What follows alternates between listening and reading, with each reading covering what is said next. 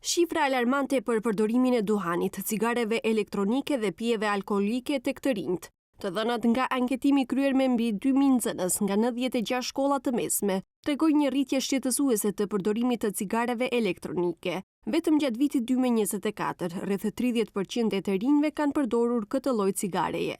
Një e treta e të rinjve kanë provuar cigare tradicionale. Një e katërta ka nisur në muajt e fundit. Dallimi është se djemt fillojnë më herët nga vajzat në pirjen e duhanit.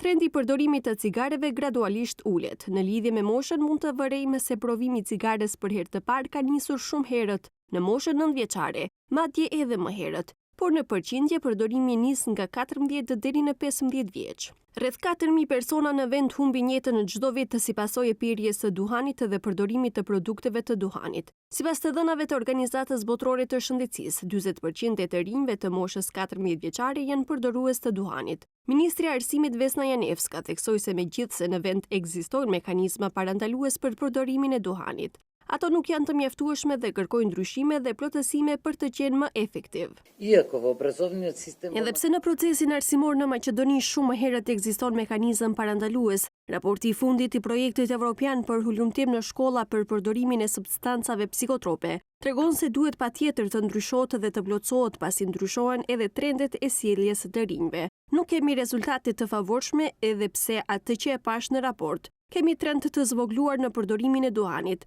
Për shembull, do të citoj se në vitin 2008, 44% e të anketuarve kanë përdorur duhan, ndërsa në vitin 2024 përqindja është 33. Projekti Evropian ESPAT 2024 nxori gjithashtu në pas e vitet e fundit është shënuar rritje edhe e përdorimit të alkoolit të rinjt. Sipas të dhënave në vitin 2024, 63% e të rinjve kanë konsumuar alkool të paktën një herë, 37% kanë pirë alkool në muajt e fundit, ndërsa 6.7% e të rinjve në moshën 13 vjeçare kanë provuar alkoolin.